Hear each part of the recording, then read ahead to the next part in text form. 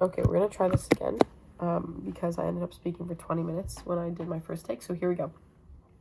The intersection of culture, blending of traditions and modernity, and Indigenous art with the influence of capitalist structures.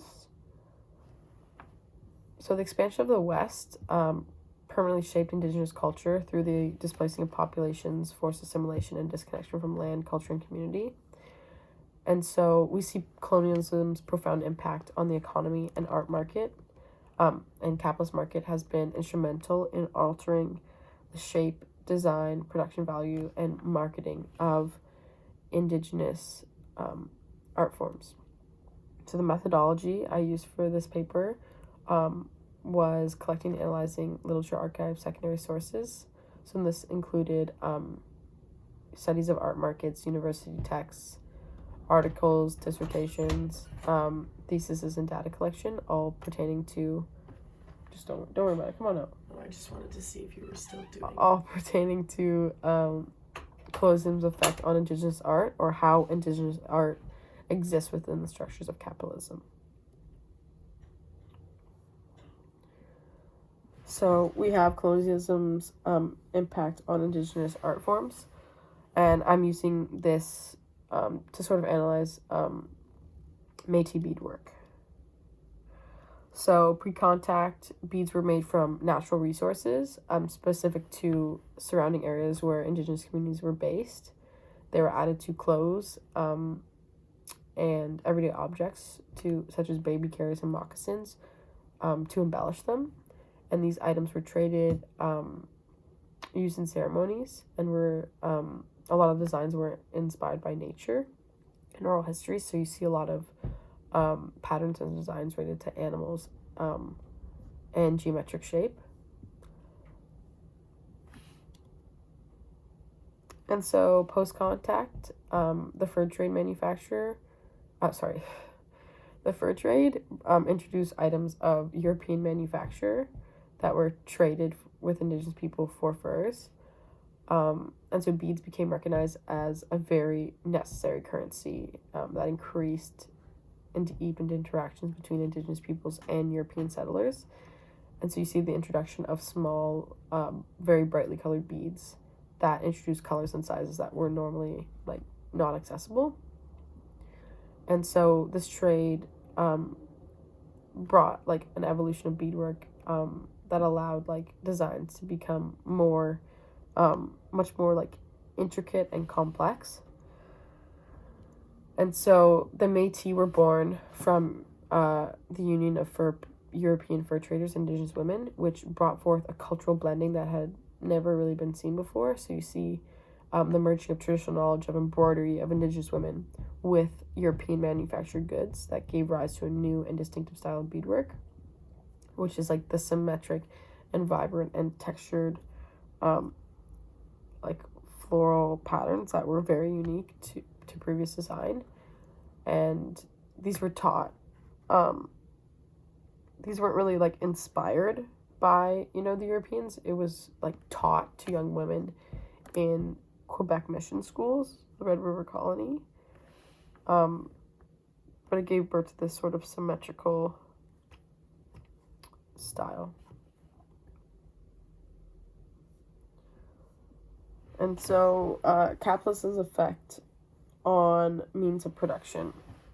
So I think primitive art is a marked term to create a binary of us and them, and then the past has been regarded as lesser than traditional European painting and drawing styles. But with colonial expansion, they brought back a lot of exotic objects that were used for ceremonial and ritual uses. And these pieces disturbed traditional art forms of romanticism and naturalism. And so you see the popularity of primitive art skyrocket and begin to be taken seriously and be viewed as a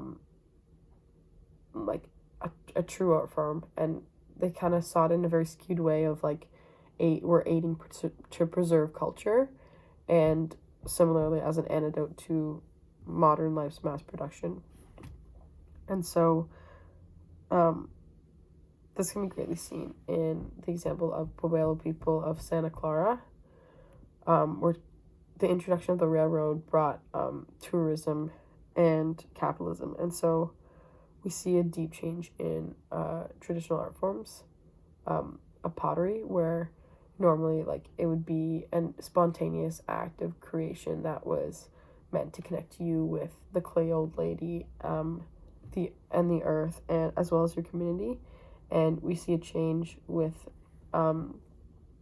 tourism, where we see artists producing manufactured goods such as like ashtrays and candle holders in order to sell as souvenirs.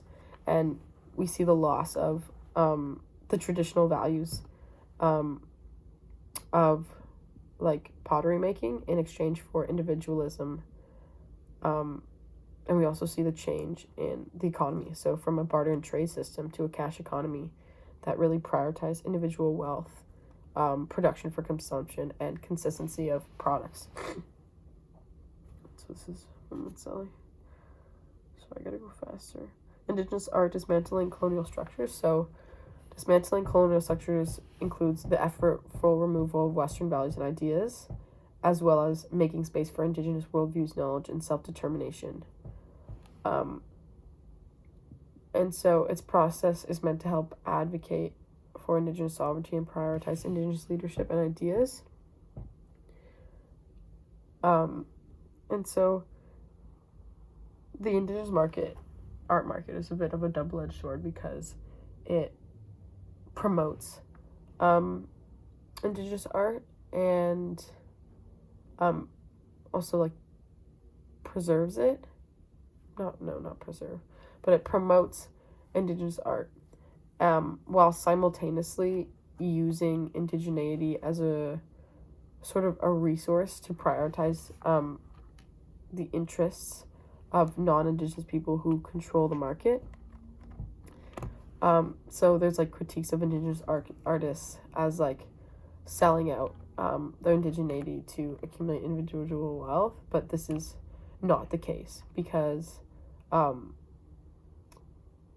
we see Indigenous artists' ability to act as economic agents in the global sphere of capitalism, while maintaining culturally distinctive forms of wealth creation, ownership, and management. And we see artists use the process and system of capitalism to promote and reinforce their cultural values and dismantle colonial narratives, as alongside generating wealth for their communities. So an example of this would be Wiki Up with Duke, with Adrian Duke, and it centers around virtual realities and allow art to be broadcasted across time and space.